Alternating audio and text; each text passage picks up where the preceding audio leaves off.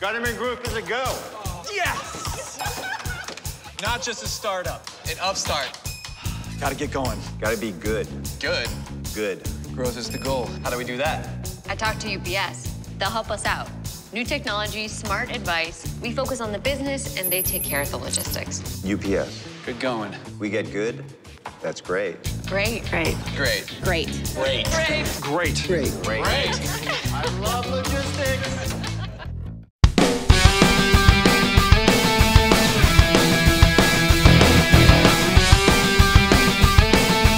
Welcome to another edition of Zips Weekly. I'm your host, David Sunsup. We'll take a look back at the past week in Zips athletics, including the Akron men's basketball team's first 2 MAC games, the women's basketball team's first 2 conference home games, and the elite pole vault competition. We start off with Akron men's basketball. The Zips opened MAC play at home against Western Michigan, looking to start conference play with a win and avenge a couple of losses to the Broncos from last season.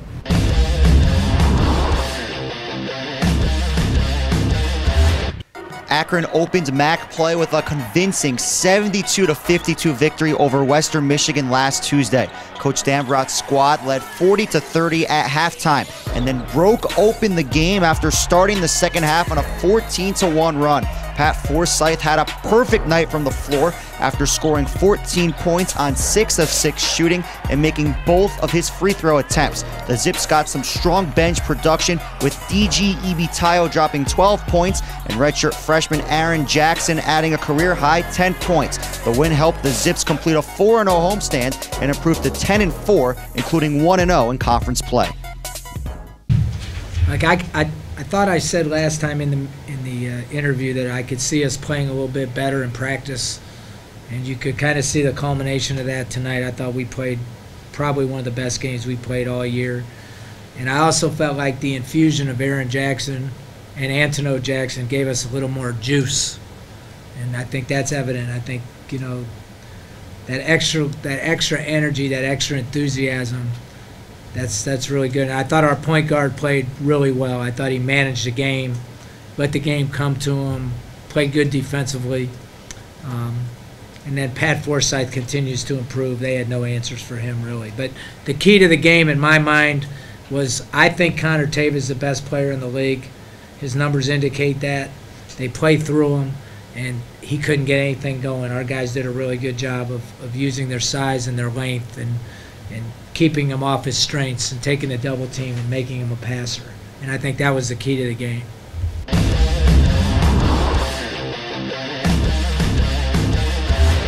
Akron fell 84-67 at Toledo last Friday in a showdown of 2 teams picked to win their respective divisions in the preseason poll. The Zips struggled from downtown after shooting less than 30% and also had some key players deal with foul trouble. Pat Forsyth scored 10 points in 22 minutes, but sat out the last 9 minutes of the first half with 2 fouls, while Niles Evans led the Zips with 13 points in just 16 minutes, but he fouled out with 7:30 left. The loss drops Akron to 10-5 and 1-1 in MAC play.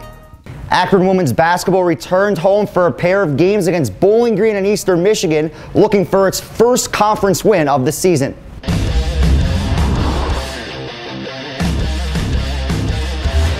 Akron came back to take down Bowling Green 67-59 last Wednesday.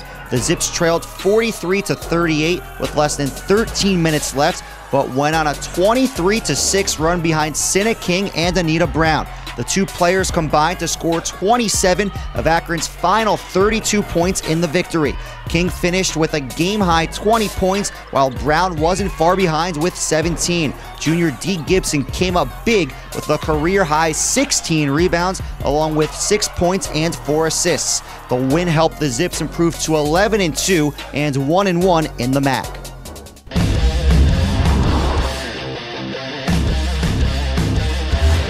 Hannah Plyben scored a career-high 25 points to lead Akron to a 65-48 win over Eastern Michigan this past Saturday. The sophomore was on fire after scoring 17 points and draining 5 threes in the first half, and she finished 9 of 13 from the floor, along with 6 of 10 from long range. Plybin's performance earned her the MAC East Player of the Week award. Senna King added 15 points, while Megan Barilla chipped in 7 assists, 4 steals, and didn't turn the ball over. Coach Kest's squad stepped up on defense after limiting Eastern Michigan to just 4 of 25 from downtown. The Zips moved to 12-2 and 2-1 in MAC play. David Sunsup joined by Jody Kest as we recap Akron's 2 victories over Bowling Green and Eastern Michigan and preview the week ahead for the Zips with road games at Toledo and Miami. And Coach, we start off with the game against Bowling Green. You guys are down by 5 with 12:30 to go. What did you like about the way the team responded the last 12:30 despite not shooting as well in the first half? You know, they never gave up, and we talked about the importance of our defensive effort and that some nights we're not going to shoot the ball well, but the defense needed to be there. And, you know, it was a great win. We got some great support from the bench, and just really happy that anytime you can, you know, beat Bowling Green, we have utmost respect for them. You know, we know that they've had some injuries. They only had 7 players dressed, but we knew they were going to fight, and we needed to fight for 40 minutes. Senna King and Anita Brown came up huge in the last 12.5 minutes of that game, but another player who really stepped up was Dee Gibson. She had a career-high 16 rebounds. What impressed you the most about her performance? Just her work ethic. I mean, defensive rebounding and rebounding is about work ethic, and she does that every day in practice. She has a lot of confidence right now. We told her how important it was for us in that game to get the rebounds. And not just that, she's getting charges. She gives us a lot of energy. She can shoot the 3. So I've been really happy with the way she's progressed over the last couple of weeks. While Dee Gibson brought the energy against Bowling Green, Hannah Plybin had the outside shooting touch against Eastern Michigan. She was on fire. Career-high 25 points, 6 3-pointers. What is that like as a coach on the sideline when one of your shooters is just pretty much making everything and she can't miss? Get her the ball as much as possible, and I was really happy with Hannah. She's been struggling the last couple of games with her shooting, and but she's been in the gym trying to you know, to improve on it a little bit. You know, early on in the non-conference game, she was phenomenal with us, and she was part of the, you know, one of the reasons why we were winning, you know, early on. And so I was just really happy with that. And the kids did a phenomenal job of getting her the ball because they knew she was hot. 2-1 in MAC play. You defended your home court at James A. Rhodes Arena. Now it's on to Toledo on Wednesday night, a game at Savage Arena. Toledo's drawing more than 3,600 fans a game. How did your first 4 road games prepare you for tomorrow night? Well, I don't know if anything prepares you for Toledo. The fans are phenomenal. Like you said, 3,700 people. Last year we played a really good game down there, and so they were very quiet. And so we talked to the kids about communicating in there in that hostile environment. They're loud. They get excited when Toledo does well. So if we do good things, you know, they won't have as much to cheer about. But you know, Toledo's a very good team, and they're a very good team at home, and we're going to have to, you know, bring our A game. Coach, thanks for the time and best of luck on the road this week. All right, thank you. The indoor track season started last weekend with the 3rd annual pole vault convention. Sean Barber had an intense showdown with Sam Kendricks and a battle of 2 national champions.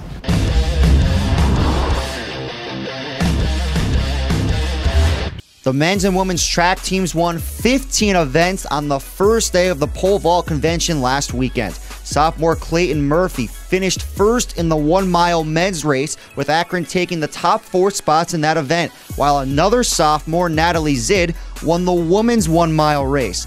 Other key events include both teams taking the top 2 spots in their respective 4x400-meter relay races, Alexis Cooks finishing first in the women's shot put and weight throw, and Miles Baldwin winning the men's 400-meter dash. Sean Barber took down his rival Sam Kendricks to win the Akron Pole Vault Convention last Saturday. Barber set a new Styles Athletics Fieldhouse record after clearing the height of 19 feet and a quarter inch on his first jump. His performance on Saturday earned him the Zips Student Athlete of the Week award. The junior beat Kendricks 2 straight weeks, including the first weekend in January at the Texas Expo Vault. Our Zips Student Athlete of the Week is Sean Barber. The junior wins the award after he won the Akron Pole Vault Convention last weekend and set a new Styles Athletics Fieldhouse record with his vault of 19 feet and a quarter inch. It was a great honor. It's always nice to be recognized, especially for the Zips, and I just look forward to making us proud. The biggest thing for me is the run. If you mess the run up, the rest of the vault has a real hard time of working out. So if I can get the run down, I'm pretty much guaranteed to have a decent vault. Here are the top plays of the week. We start with women's basketball. How about Anita Brown with the rejection? Megan Barilla leading the fast break, feeds Cinna King, and Akron's leading scorer lays it in from the left block. Defense turning into offense for the Zips. How about another look at that huge block by Anita Brown?